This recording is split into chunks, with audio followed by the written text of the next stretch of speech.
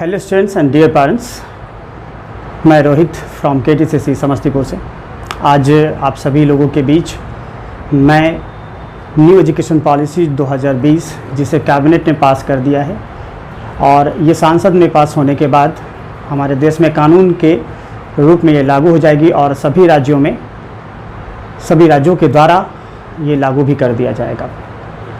इस new education policy पर कुछ प्रकाश डालेंगे, कुछ इसके बारे में अहम बातों को जानेंगे और समझेंगे।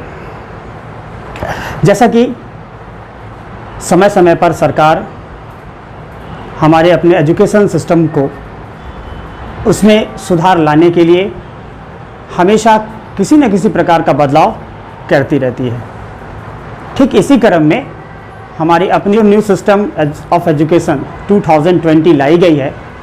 ये पूर्णतः विभिन्न है और पीछे सारे नियमों से अलग है, क्योंकि यहाँ इस एजुकेशन सिस्टम में अब बच्चों को अपनी आज़ादी दी जाएगी कि वो क्या पढ़ना चाहते हैं, क्या करना चाहते हैं।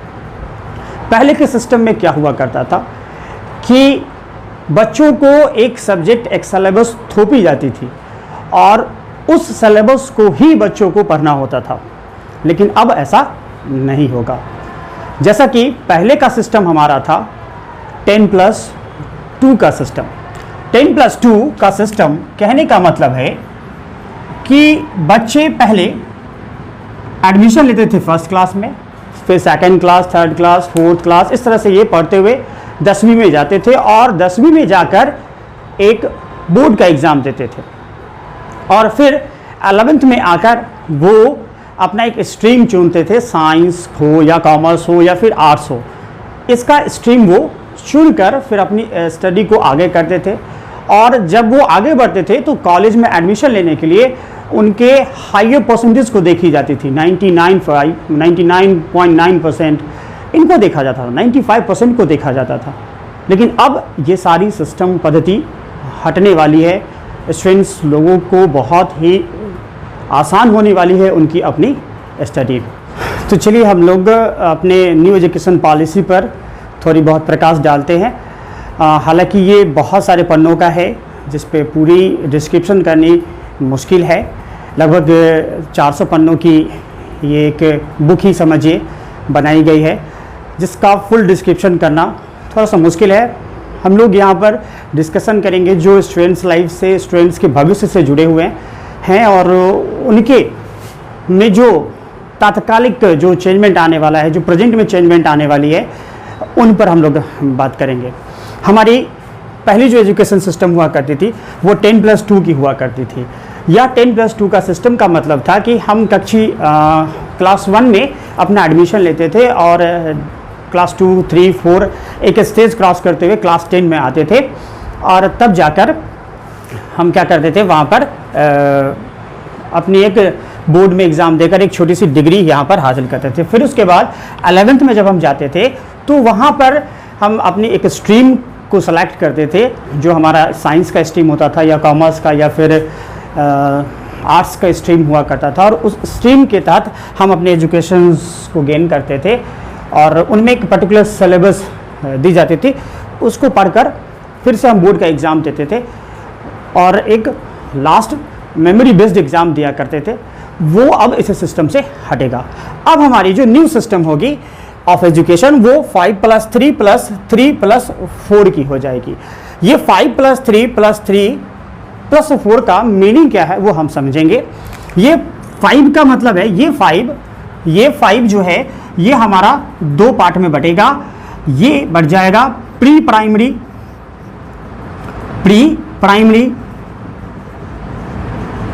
और plus class 1 and class 2, class 1 and class 2।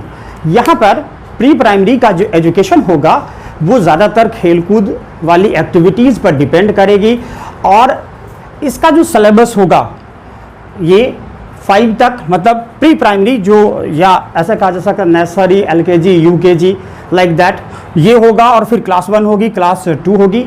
कुल मिला के यहाँ पर 5 साल बच्चों को बिताना पड़ेगा और इसका सिलेबस लगभग CRT जो है वो तैयार करेगी। और ये 5 साल बच्चे अपने मैटरनल लैंग्वेज में पढ़ेंगे। यहाँ पर किसी प्रकार के इंग्लिश का बोझ बच्चों को नहीं दिया जाएगा।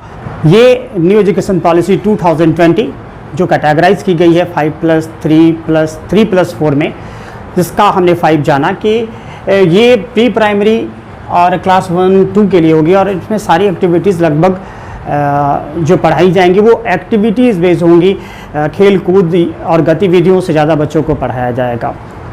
नेक्स्ट जो 3 है हमारा, ये 3 टर्म हमें इंडिकेट करती है क्लास 3 से लेके क्लास 5 तक का, अर्थात इसमें 3 वर्ष बच्चों के जाएंगे, क्लास 3, क्लास 4, क्लास 5। और इस 3 सालों में बच्चों को मैथ, साइंस, सोशल साइंस और आर्ट्स से परिचय कराया जाएगा। नेक्स्ट 3 जो है वो हमारा क्लास 6 से क्लास 8 तक है। इसमें भी बच्चों को अपना 3 साल बिताना है, क्लास 6, क्लास 7 और क्लास 8। और इस स्टेज में बच्चों के पास इन मैथ्स, साइंस, सोशल साइंस और आर्ट्स से रिलेटेड एक सिलेबस उनको दी जाएगी और उनका एक प्रारूप तैयार करके बच्चों को पढ़ाया जाएगा। साथ ही साथ इसी साल से ये 6th ईयर में जब बच्चे क्लास 6 में जाएंगे तो उनको कोडिंग की पढ़ाई भी की जाएगी। ये कोडिंग बहुत ही इम्पॉर्टेंट होती है, मोबाइल कोडिंग या बहुत सारे सॉफ्टवेयर, या बच्चे यहीं से अगर उनमें अगर इच्छा होगी कि वो सॉफ्टवेयर की जानकारी ले तो उन्हें अपने क्लास के साथ साथ एक इंटर्नशिप का भी मौका दिया जाएगा। बच्चे वहाँ जाकर उस सॉफ्टवेयर कंपनी में जाकर भी वो सारी चीज़ें सीख सकते हैं। नेक्स्ट है हमारा 4 जो क्लास 9 से क्लास 12 तक है, और इसी पे हम लोग का फोकस ज़्यादा होगा। क्लास 9 से ही बच्चों को अपनी एक आज़ादी मिल जाएगी कि वो अपना सब्जेक्ट खुद सेलेक्ट करे और खुद से आगे बढ़े। जिस सब्जेक्ट में उनकी रुचि ज़्यादा होगी उस सब्जेक्ट का सिलेक्शन वो कर सकते हैं। यहाँ स्ट्रीम जो हमें पहले आर्ट्स, साइंस और कॉमर्स का जो हुआ करता था वो अब टोटली ख़त्म कर दी गई है। यहाँ बच्चे सेलेक्ट कर सकते हैं अपना सब्जेक्ट। जैसे अगर एक बच्चे का मन हो मैथ्स के साथ साथ हिस्ट्री पढ़ने की तो वो मैथ और हिस्ट्री सेलेक्ट कर सकता है। हालांकि अगर कोई स्टूडेंट मैथ्स लेता है और उसके साथ साथ आर्ट्स या कॉमर्स सेक्शन वाले कौन से पेपर का वो सेलेक्ट कर सकता है, इसका भी एक प्रारूप आएगा। जहाँ तक मेरा मानना है कि एक मैथ्स के साथ साथ पढ़ने वालों के लिए एक डिफरेंट लिस्ट बनाई जाएगी कि आप आर्ट्स पेपर का ये सब्जेक्ट पढ़ सकते हो, मैथ्स के साथ कॉमर्स वाला पेपर का ये पेपर आप पढ़ सकते हो। तो ये एक स्ट्रीम तैयार की जाएगी और तब आपके सामने में ये फिर से रखा जाएगा। लेकिन अब ये जो सिर्फ थी सिस्टम कि हम साइंस लिया तो मुझे मैथ, फिजिक्स, केमिस्ट्री या बायो ही पढ़नी पड़ेगी, अब ये सिस्टम ख़त्म हो जाएगी। अर्थात अगर आर्ट्स पढ़ना है और आर्ट्स के साथ साथ मुझे मन है फिजिक्स पढ़ने का तो वो भी अब हम पढ़ सकते हैं। 9वीं से 12वीं तक की जो परीक्षाएं होंगी अब वो 2 सेमेस्टर में होंगी। प्रत्येक सेमेस्टर में बच्चे को अच्छा करना होगा और साथ ही साथ उनका जो मार्क्स उनको मिलेगा, उनका जो रिपोर्ट कार्ड उनको मिलेगा, वो ओवरऑल उनके extra activities, extra curricular activities और उनका जो बिहेवियर होगा उस स्कूल में, उसके हिसाब से उनकी मार्किंग मिलेगी। बच्चे इवन अपना मार्किंग खुद करेंगे, उनके दोस्त भी अपने दोस्तों के प्रति मार्किंग करेंगे और साथ ही साथ जो सब्जेक्ट टीचर होंगे वो भी उनका क्या करेंगे, मार्किंग करेंगे। और ओवरऑल लास्ट में जाके ये रिपोर्ट कार्ड तैयार होगी जो पूरे साल भर का होगा, ना कि सिर्फ एक लास्ट एग्ज़ाम। जैसे पहले क्या होता था कि आप साल भर पढ़ो और लास्ट में एक एग्ज़ाम दो जो आपके मेमोरी बेस पर होती थी और उस एग्ज़ाम के बाद ही आपका एक रिपोर्ट कार्ड तैयार कर दिया जाता था। लेकिन अब ऐसा नहीं है, आपको एग्ज़ाम नहीं 2 बार एग्ज़ाम देना है, खासकर सेमेस्टर वाइज, और साथ ही साथ अपने एक्स्ट्रा एक्टिविटीज़ जो एक्स्ट्रा करिकुलर एक्टिविटीज़ होती हैं जो आप स्कूल में करते रहते हो, उन सभी पर भी अब आपकी मार्किंग होगी और पूरे साल भर का मार्किंग होगा। अर्थात जो रटने की विद्या थी वो अब लगभग समाप्त होगी इस नए एजुकेशन पॉलिसी के तहत। साथ ही साथ बोर्ड जो एग्ज़ाम लेगी वो दोनों मोड में होगी, ऑब्जेक्टिव और सब्जेक्टिव मोड दोनों में एग्ज़ाम लेगी। और साथ ही साथ स्टूडेंट्स अपने भाषा में, जिस भाषा में भी उनको अपने आंसर्स को लिखने का मन होगा वो उस लैंग्वेज में लिख सकेंगे। इस बार से अब न्यू एजुकेशन पॉलिसी में इसकी पूरी छूट स्टूडेंट्स को रहेगी।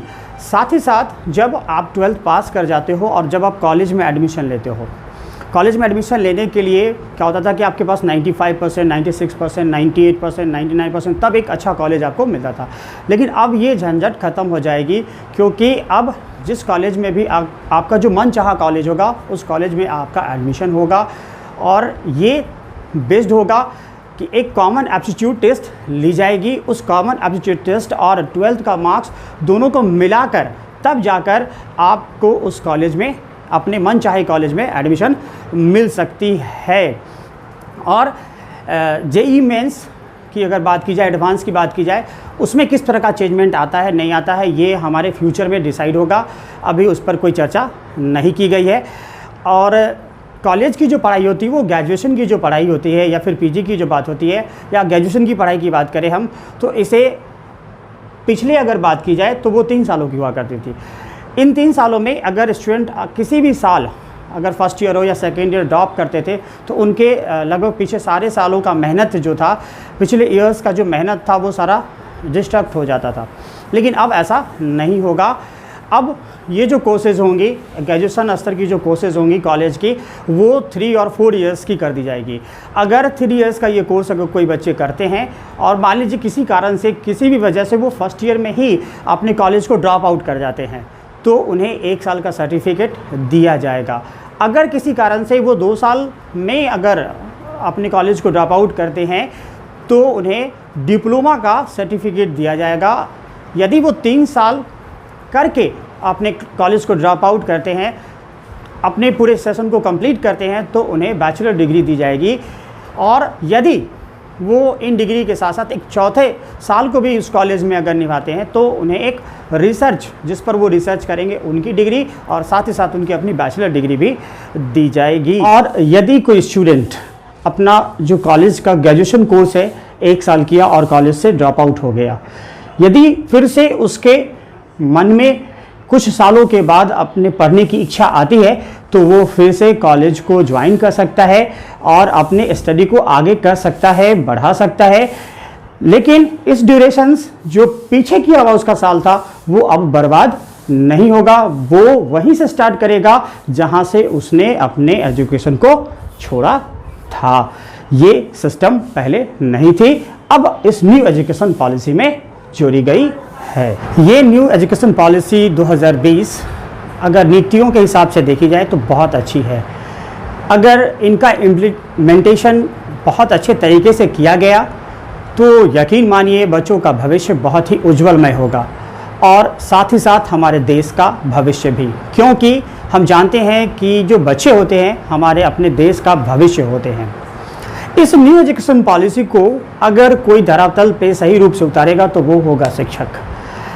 शिक्षक ही धरातल पे इसे उतार सकता है। लेकिन हमारे अपने देश में शिक्षकों की बहुत भारी मात्रा में कमी है। साथ ही साथ ऐसे शिक्षकों की भी कमी है जो गतिविधि एक्टिविटी बेस्ड एजुकेशन बच्चों को दे सके। इसके लिए गवर्नमेंट को इन बच्चों के गतिविधि बेस्ड एजुकेशन के लिए टीचर्स को पहले ट्रेन करना होगा, जिसके लिए एक बहुत लंबा समय भी लग सकता है। साथ ही साथ इसमें एक डिमेरिट ये भी मुझे नज़र आती है कि इसमें कहा गया है कि अब टीचर्स उस पर्टिकुलर सब्जेक्ट के जो टीचर होंगे उन बच्चों को अपने एक मार्क्स देंगे ओवरऑल, पूरे ओवरऑल ईयर का। तो यहाँ पर एक संभावना ये भी बन जाती है कि शिक्षक उन्हें शिक्षा देने के बजाय सिर्फ कहीं मार्क्स भी ना दे। ओवरऑल अगर देखा जाए तो ये न्यू एजुकेशन पॉलिसी बहुत अच्छी पॉलिसी है और बच्चों के उज्जवल भविष्य के लिए बहुत अच्छी है, क्योंकि ये न्यू एजुकेशन पॉलिसी बच्चे को रटन विद्या से हटाकर एक माइंड डेवलप एजुकेशन की तरफ मोड़ेगा।